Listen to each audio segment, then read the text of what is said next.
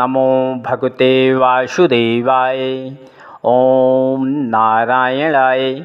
श्री कृष्ण जी करके राजा दुर्योधन की लोथ को वीरों समेत जलाना, जो कि महाभारत में गए थे, और राजा युधिष्ठिर को यज्ञ करने वास्ते समझाना, और युधिष्ठिर को बोध ना होना इसलिए भीष्म पितामह के पास ले जाना, जो कि रणभूमि में पड़े थे। सूत जी बोले, हे ऋषीश्वर, अश्वत्थामा को छोड़ने उपरांत राजा युधिष्ठिर व श्री कृष्ण महाराज की आज्ञा पाकर दुर्योधन आदि कौरवों और वीरों की लोथ जो रणभूमि में पड़ी थी, उनके संबंधियों ने उठा लिया व दग्न कर विधिपूर्वक उनका क्रियाकर्म किया।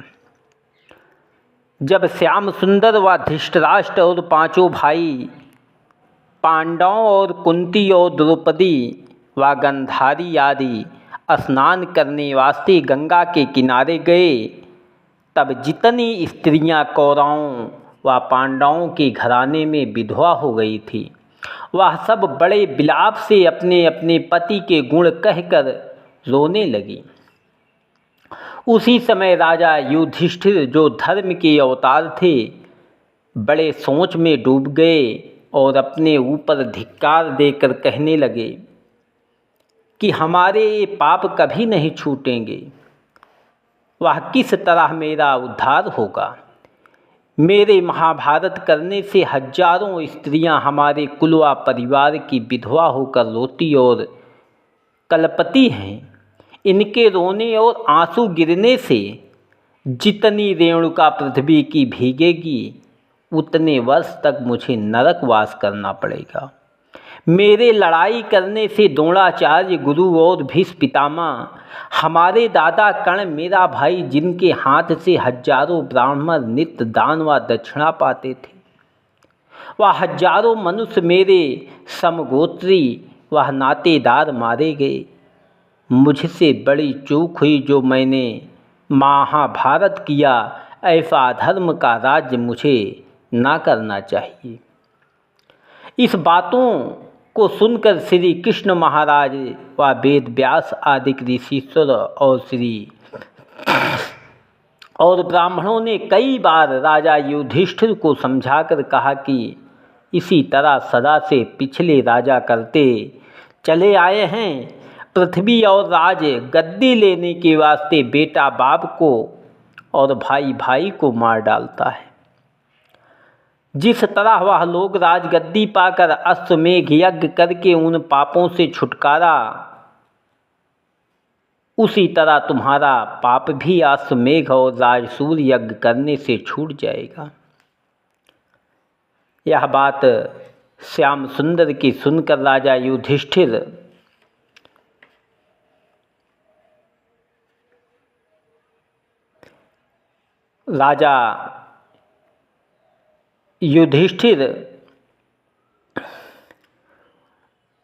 अश्वमेघ और राजसूय यज्ञ करने से छुटकारा, यह बात श्याम सुंदर की सुनकर राजा युधिष्ठिर बोले कि हे ज्योतिष स्वरूप, आपका यह कहना केवल मन समझाने के वास्ते है।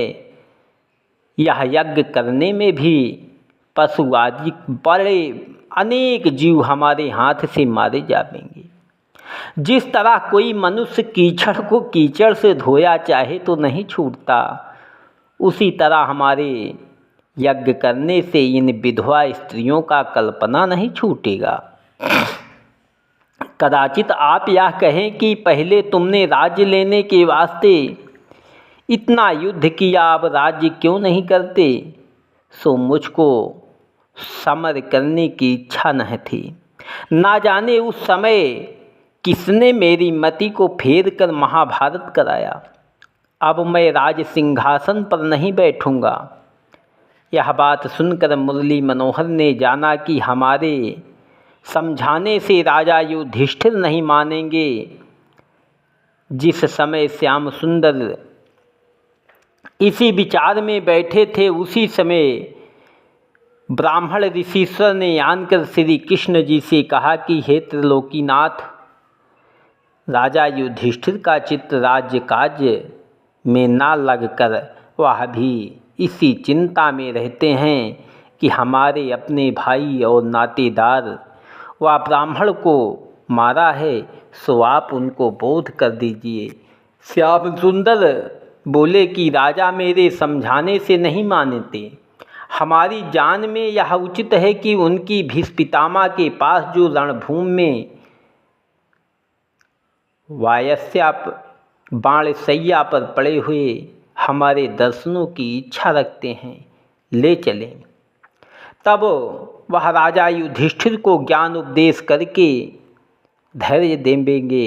यह बात कहकर श्याम सुंदर ने राजा को बुला के कहा कि हे धर्मराज, तुम्हारी अभी तक चिंता नहीं छूटी और ब्राह्मण लोग कहते हैं कि इस पाप के छुड़ाने के वास्ते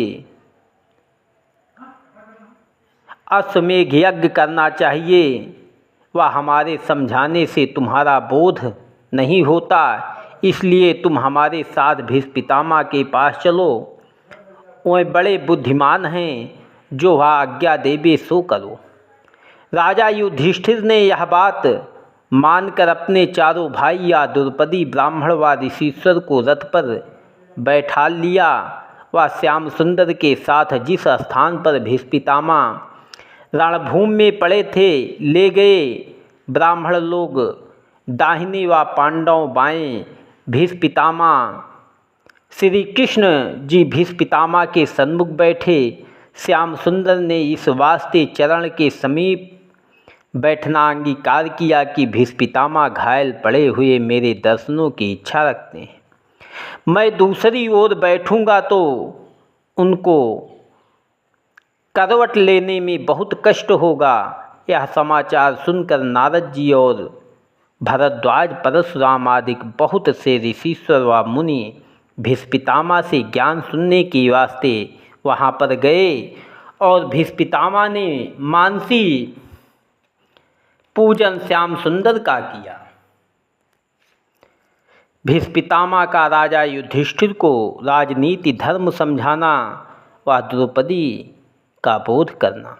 सूत जी ने शौनकादिक ऋषिश्वर से कहा कि जब सब लोग वहाँ बैठ चुके तब श्री कृष्ण जी बोले, हे भीष्म पितामह, राजा युधिष्ठिर अपना मन राज्य कार्य में नहीं लगाकर करते हैं कि अपने अपने भाई व बंधु नातेदारों और ब्राह्मणों को महाभारत में मारा है। जब तक इन सब पापों से हमारा उद्धार न होगा तब तक राज्य नहीं करेंगे। भीष्म पितामह ने यह वचन सुनते ही राज्य धर्म और आपर धर्म और दान धर्म व मोक्ष धर्म, जिसका हाल शांति पर्व और अनुशासन पर्व महाभारत की पोथी में विस्तार पूर्वक लिखा है, राजा युधिष्ठिर से कहकर संक्षेप ने यह ज्ञान बतलाया कि हे राजन, तुमको बाल्यावस्था से दुख प्राप्त हुआ। लड़कपन में तुम्हारा पिता मर गए, तब तुमको कुछ ज्ञान न था। कौरवों ने तुम्हारे जलाने का उपाय किया। भीमसेन तुम्हारे भाई के खाने के वास्ते विष का लड्डू बनाकर भेजा। फिर तुम्हारा सब राज्य व धन छल से जुआ में जीतकर 13 वर्ष का तुमको वनवास दिया। सो वन में तुमने अपने चारों भाई और द्रौपदी स्त्री समेत बहुत से दुख उठाए। कदाचित कहो कि सच्चे व धर्मात्मा मनुष्य को दुख नहीं होता, फिर तुमको जो सत्यवादी व नीतिमान हो किस वास्ते यह सब दुख पहुँचा। और कहते हैं कि बलवान मनुष्य को दुख व शोक नहीं प्राप्त होता। तो तुम पांचों भाइयों में अर्जुन व भीमसेन बड़े सूरवीर हैं। वह द्रौपदी ऐसे पतिव्रता स्त्री तुम्हारे साथ थी, फिर इन्होंने किस वास्ते इतना दुख पाया। इसके सिवाय जहाँ श्री कृष्ण के नाम की चर्चा रहती है वहाँ दुख नहीं होता। सो श्री कृष्ण जी पर ब्रह्मा का अवतार, आप रात दिन तुम्हारी सहायता करते थे, फिर तुमने किस वास्ते इतना कष्ट सहा।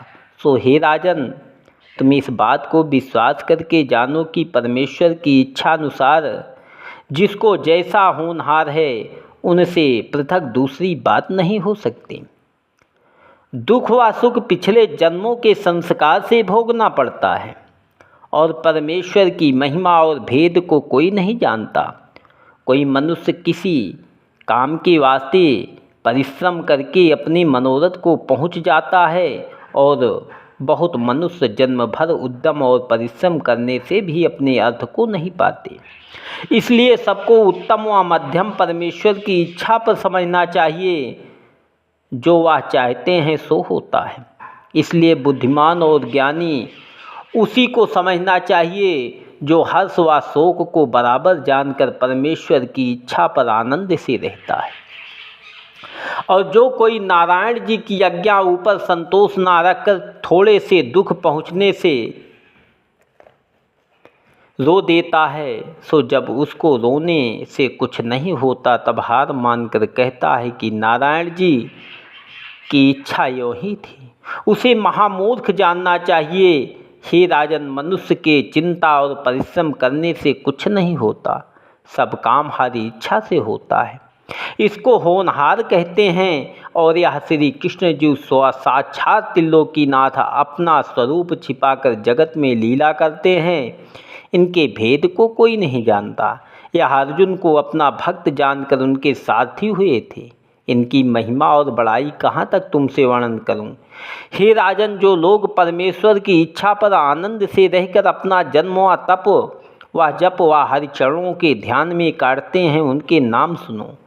उनमें एक महादेव सदा कैलाश पर्वत पर बैठे हुए नारायण जी के तप व ध्यान के सिवाय संसारी व्यवहार से कुछ काम नहीं रखते। दूसरे नारद जी आठों पहर मग्न आनंद मूर्ति रहकर जिस जगह उनका मन चाहता है बीड़ा बजाकर ज्योतिष स्वरूप का भजन व गुण गावते फिरते हैं। तीसरे कपिल देव मुनि दिन रात श्री परब्रह्मा का जप और ध्यान करके अकेले गंगा सागर पर बैठे रहते हैं। चौथे सुखदेव जी जन्म से संसारी माया मोह में नहीं लिपटे, आठों पहर बैकुंठ नाथ की कथा गाया करते हैं। पांचवें राजा बलि ने जब जाना कि श्याम सुंदर की इच्छा यूँ ही है कि मैं राज सिंहासन पर ना रहूं, तब सब राज्य अपना वामन भगवान को अर्पण कर दिया है। युधिष्ठिर, तुम जानते हो कि मैंने अपने भाई और नातेदार और ब्राह्मण को मारा है, सो ऐसा समझना ना चाहिए। तुम कौन हो, तुम्हारा किया कुछ नहीं हो सकता। जो बात नारायण जी ने चाहा सो किया और जब वो चाहेंगे सो करेंगे। उमा दारू ज्योतिष की नाही, सब ही नचावत राम गोसाई। इसलिए तुम गोत्र हत्या की चिंता अपने मन से दूर करो व भगवान की इच्छा इसी तरह समझो और यज्ञ करके अपना पाप छुड़ाओ। और प्रजा का पालन करना तुम्हारा धर्म है। कदाचित राज्य नहीं करोगे तो पाप तुमको होगा। इतनी कथा सुनकर सूत जी ने शौनकादिक ऋषि से कहा कि जिस समय भीष्म पितामह यह सब ज्ञान व धर्म राजा युधिष्ठिर को समझाते थे, उस समय द्रौपदी वहाँ बैठी हुई भीष्म पितामह की ओर देख रही थी। जब उन्होंने सब धर्म कहते समय यह बात भी कही कि जिस सभा में धर्म का जानने वाला मनुष्य बैठा हो, वह उस जगह दूसरा कोई अधर्म की राह कुछ पाप नहीं कर सकता। धर्म जानने वाला मनुष्य बैठा हो और उस जगह दूसरा कोई अधर्म की राह कुछ पाप करने की इच्छा करे, तो धर्मात्मा मनुष्य को उचित है कि दूसरे को पाप करने से वर्ज देवे। कदाचित वह मना करे कि सामर्थ्य न रखता हो तो वहाँ से उठ जावे। और परमेश्वर का ध्यान या भीष्म पितामह का वचन सुनते ही द्रौपदी ने राजा युधिष्ठिर व अर्जुन को देखकर पहले मुस्कुरा दिया व फिर मन में लज्जित होकर विचार किया कि देखो, राजा दुर्योधन सभा में भीष्म पितामह के सामने अधर्म की राह मेरी यह दुर्दशा हुई और दुशासन ने मुझको नंगी करने के वास्ते मेरा चीर खींचा। राजा दुर्योधन ने मुझे अपनी जंघा पर बैठाने के वास्ते कहा। ऐसी दुर्दशा होने पर भी मेरा प्राण नहीं निकला। वह मैं अपना मुख लोगों को दिखलाती हूँ, ऐसे जीने से मर जाती तो उत्तम था। जब यह समझकर द्रौपदी बहुत उदास हो मन में अपने को धिक्कार देने लगी, तब भीष्म पितामह ने द्रौपदी का मुख मलिन देखते ही उनके हृदय की बात अपने ज्ञान से जानकर कहा, हे बेटी, तुम अपने मन में कुछ सोच मत करो, यह सब धिक्कार मेरे ऊपर है। किस कारण कि जिस समय यह सब अधर्म तेरे ऊपर हुआ था उस समय मैं भी वहाँ बैठा था। जो मैं दुर्योधन को इस अनीति से मना करना चाहता तो उसकी सामर्थ्य नहीं थी। ऐसा अधर्म तेरे ऊपर करता, पर उस समय मेरे मन में यह ज्ञान नहीं आया। इससे बेटी तुम निश्चय जानो कि श्याम सुंदर की इच्छा इसी तरह पर थी। जो बात वह चाहते हैं सो होती है। उनकी इच्छा में किसी की बुद्धि काम नहीं करती। वह इसका एक कारण और सुनो। कदाचित कोई मनुष्य कैसा ही ज्ञानी व महात्मा हो, अधर्मी की संगति करने से उसका ज्ञान नष्ट हो जाता था, समय पर काम नहीं आता, और जो लोग जिसका अन्न खाते हैं उसके समान उसकी बुद्धि हो जाती है। सो हम उस दिन राजा दुर्योधन अधर्मी का अन्न खाकर उसी के साथ दिन रात रहते थे।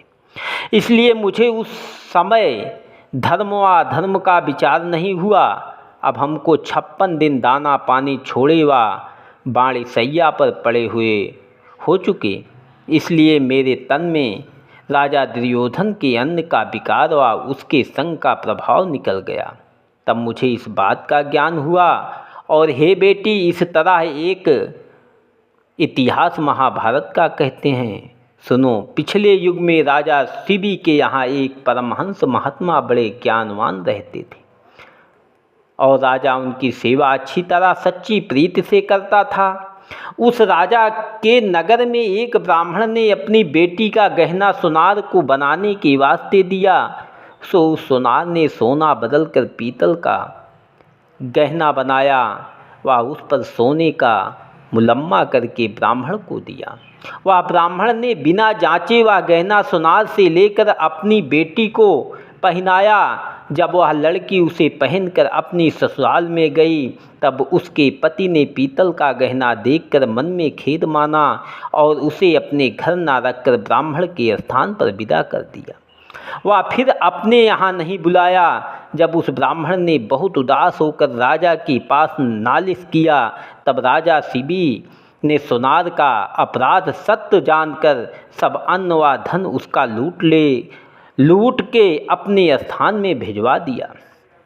एक दिन राज मंदिर में उसी अन्न की रसोई तैयार हुई और उसमें परमहंस ने भी भोजन किया। इसलिए अधर्मी सुनार का अन्न खाने से परमहंस ने ऐसा विचार किया कि कुछ वस्तु राजा की चोरी करे। यह बात विचार कर परमहंस ने रानी का एक जड़ाऊ हार बहुत उत्तम महल के भीतर से कि उनको वहाँ जाने वास्ते मनाही नहीं थी, चुरा लिया और कपड़े में लपेट कर अपने पास रख लिया। वह 3 दिन तक परमहंस राज मंदिर पर नहीं गया, पर उपवास करने से सुनार का अन्न पेट में नहीं रहा। जब परमहंस को ऐसा ज्ञान उत्पन्न हुआ कि हमारे हार चुराया है, इस पाप के बदले नरक भोगना पड़ेगा, इस वास्ते अपने अधर्म का दंड इसी तन में भोग कर लेना उचित है जिसमें परलोक का डर न रहे। परमहंस यह बात विचार कर वह हार राजा के पास ले गया। वह अपनी चोरी करने का हाल कहकर बोला कि हे पृथ्वीनाथ, इस पाप के बदले मेरे दोनों हाथ कटवा डालिए, जिसमें हम अपने अधर्म का दंड इसी जन्म में भोग कर लेबे। यह वचन सुनते ही राजा ने उदास होकर पंडितों से पूछा कि इसका क्या कारण है। जो परमहंस का चित्त उस दिन ऐसा बदल गया कि इन्होंने हार चुराया और आज उस हार को मेरे पास लाकर ऐसी बात करते हैं। ब्राह्मण ने अपनी विद्या से विचार कर कहा कि महाराज, जिस रोज परमहंस ने चोरी किया उस दिन किसी अधर्मी का अन्न खाया होगा।